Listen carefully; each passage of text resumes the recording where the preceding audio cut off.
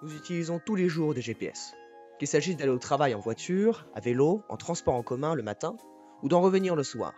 Nous utilisons même des GPS lorsque nous naviguons sur Internet. En bref, les GPS sont partout.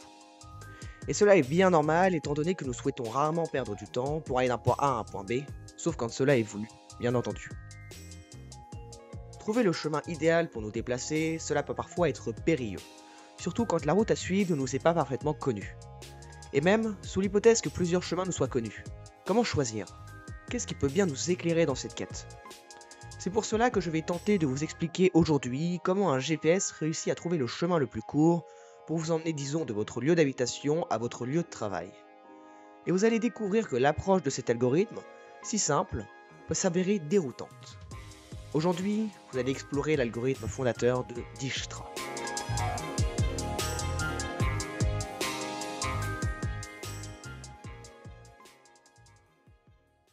L'algorithme de Dijkstra, qui porte le nom de son fondateur, a été introduit en 1959 par Esger Wybe Dijkstra, un mathématicien et informaticien néerlandais du XXe siècle. L'objectif de Dijkstra était de formaliser mathématiquement et informatiquement la recherche d'un plus court chemin. Pour formaliser cela, il s'est proposé un graphe, qui est une structure composée de sommets et d'arêtes, sur lequel il a ajouté des coefficients positifs, qui représentent le coût de déplacement pour aller d'un nœud à un autre, c'est-à-dire aller d'un point A à un point B. Nous pourrions créer un graphe qui représenterait le réseau autoroutier français, sur lequel les arêtes seraient les autoroutes et les nœuds seraient les grandes métropoles. Le graphe que voici représente de manière simplifiée les liaisons entre les 18 grandes métropoles françaises. Et si nous souhaitons par exemple trouver le chemin le plus court entre Brest et Nice, nous devrions tester de nombreux chemins avant peut-être de trouver le meilleur chemin.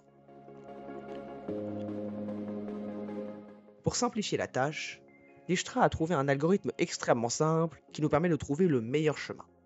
Sa manière de procéder est intuitive, malgré le fait qu'elle ne soit pas semblable à celle d'un humain. À chaque itération de l'algorithme, celui-ci va essayer d'évoluer de telle sorte que le chemin le plus court qu'il trouve soit le plus court chemin parmi tous ceux qu'il n'a pas encore visités.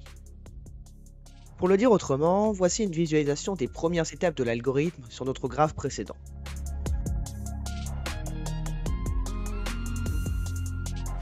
Nous considérons deux ensembles. L'ensemble des chemins possibles pour aller de Brest à Nice et l'ensemble des chemins que nous avons déjà analysés. Ce que l'on appelle un chemin est une chaîne en théorie des graphes, c'est-à-dire une succession de nœuds. Une chaîne dans notre graphe pourrait être par exemple la succession de nœuds suivantes: Brest, Rennes, Tours, Lyon, Grenoble, Nice.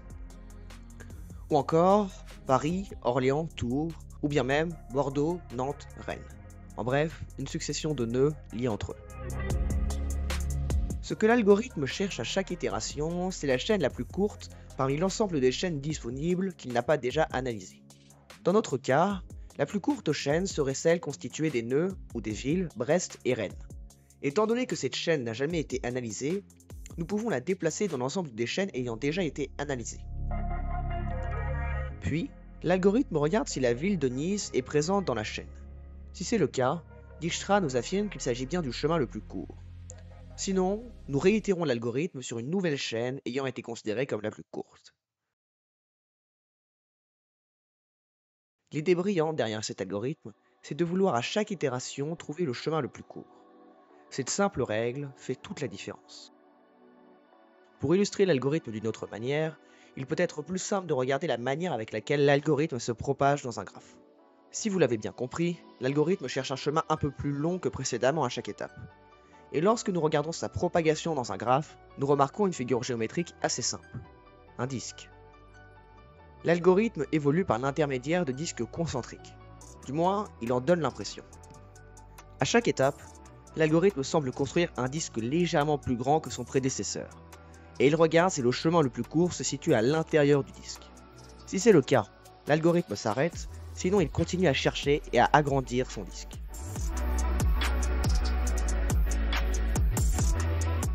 Il ne s'agit bien évidemment que d'une simplification de la réalité.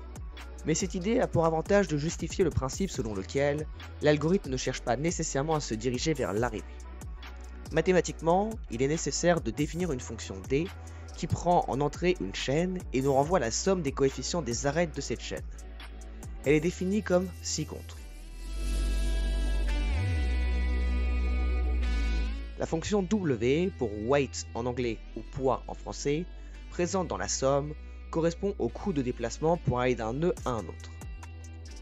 Par exemple, considérons une des chaînes proposées en exemple précédemment.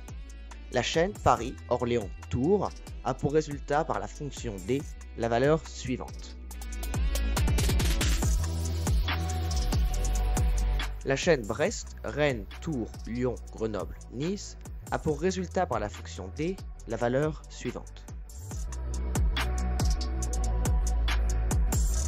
L'objectif est donc de déterminer parmi l'ensemble des chaînes que nous avons à notre disposition, laquelle minorera la fonction D, c'est-à-dire laquelle sera la plus petite. L'algorithme de Dijkstra est donc très puissant, du fait qu'il assure le chemin le plus court dans un graphe entre deux nœuds, sous réserve qu'il existe. Cela est dû, comme nous venons de le voir, à sa manière de rechercher le plus court chemin, en cherchant à chaque instant la plus petite chaîne possible. Cependant, son architecture lui impose un grand défaut, c'est qu'il peut être très lent. Cela ne pose pas de problème si vous devez effectuer une recherche du plus court chemin. Mais s'il s'agit d'en effectuer 1 million de différentes, cela devient rapidement délicat, d'autant plus si votre graphe possède des millions de nœuds. Sa vitesse de convergence, relativement lente, est due au fait que l'algorithme ne cherche pas nécessairement à plonger vers le nœud d'arrivée. Il cherche à la place à maximiser ses chances de trouver le chemin le plus court. Il y a deux manières de justifier que l'algorithme de Dijkstra trouvera toujours le chemin le plus court. Premièrement, la méthode visuelle, que je vous ai présentée avec l'idée des disques concentriques. Il ne s'agit bien évidemment que d'une observation qui mathématiquement n'a aucune valeur. La seconde méthode est de remarquer, cela se démontre par récurrence, que la construction de la plus petite chaîne à chaque étape entraînera inévitablement la découverte du plus court chemin. Si la chaîne actuelle ne comporte pas notre point d'arrivée, alors nécessairement, nous devons trouver une autre chaîne qui sera soit plus longue, soit égale à celle actuelle, relative à la fonction D.